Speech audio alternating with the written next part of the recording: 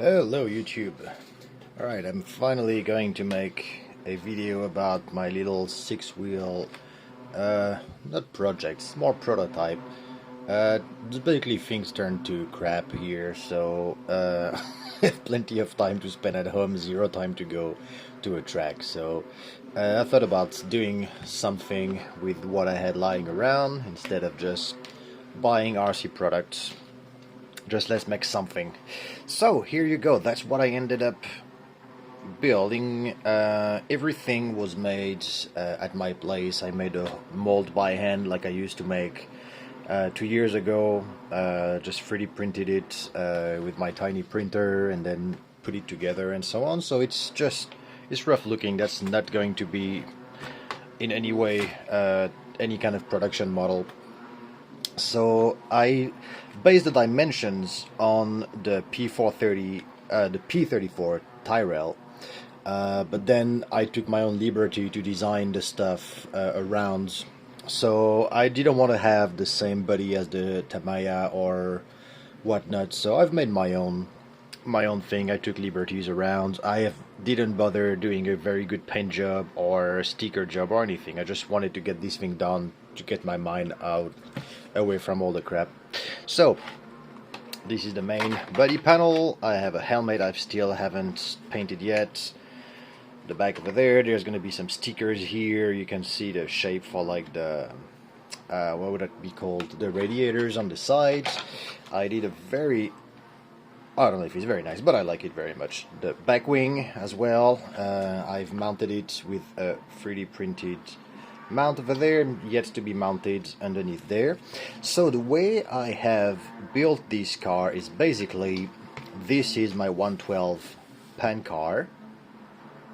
The axle at the rear is my WGT axle from CRC, from my pan car, my 110 pan car. I have up Tamiya F103 GT center damper. I have two side dampers with fairly hard springs for the sideway action. The springs are not really acting up that much. I think the chassis itself is actually stiffer than the springs. And then in the front here I have my dual steering. So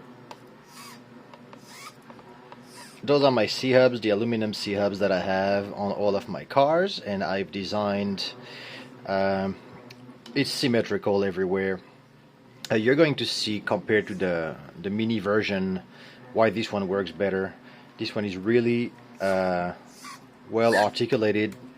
There is no movement, unwanted movement at all.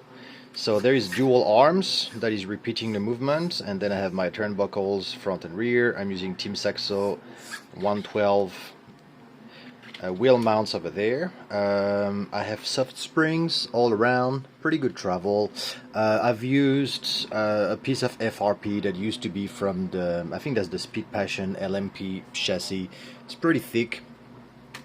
And then I've mounted my pan car, my 112 bumper in the front. I've 3D printed some of the bumper, of the spoiler in the front, just to have something rigid so I can bang against that. And this piece is fixed here, the body panel over there. And so here you go. I'm yet to mount the electronics on it. I have a 10.5 turn, the one. I'm basically taking the electronic from my CRC pan car to put on that, and that should be a pretty fun little car to drive around once I'm allowed to go drive around. And while I was doing that, I have made a tiny version of that. So here is the tiny body for it, that's totally unfinished as well. Same story, just handmade molds. I didn't bother doing a lot of work on it. I just wanted to have something done so I could, as soon as the weather was okay again, go back to play, which is what happened since yesterday. So that's great. So I'm yet to have a driver molded in there. I need to have, this still have the protective film on it. I need to make some stickers. But the main thing was front wheels. I have had those rubber seals for hydraulic something. Those are rubber seals for hydraulic coupling, I suppose, or whatnot, that I get from a hardware store in China. I had no idea buying them what they were. You can guess the shore, you can guess the material or anything. They're just whatever they're called, material, rubber, something, hydraulic seals. And so the only thing that mattered to me was that the size was okay, proportionate to the back wheels in order to make a six-wheeler. I couldn't concentrate everything as I did on the 110 version just because it's just too tiny. You can see the front wheels are barely going above the screws here, the axles that's the turnbuckles are mounted on. Alright, so here is my problem. Oh, that's why I did that yesterday. I broke the 3D printed part here. Okay, I have my answer. So I'm gonna have to reprint this. So geometry wise, this is using my P34 mini pan car, using the same diff I'm usually using. I started it with the LM from Kyosho, the wide one, and the SDRacing wide tires. Just something was wrong with the diff. It just didn't work properly, and it was already hard to figure out how to set up the car, so I just decided to go back to that. I'm using my own rims and the GL F1 rear tire, so that's working really well. I have mounted the servo with my regular, normally this is the P34 servo mount. Let me show you what the pan car looks like.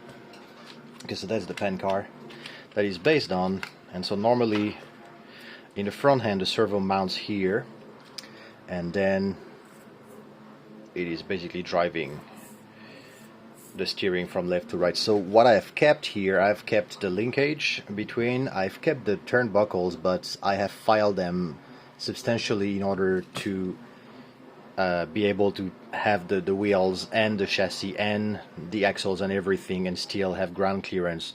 The opposite side of that is that I don't have any suspension at all in the front. It's completely rigid. So far it has not created much problem, but I'm gonna try to slim down the chassis itself in order to have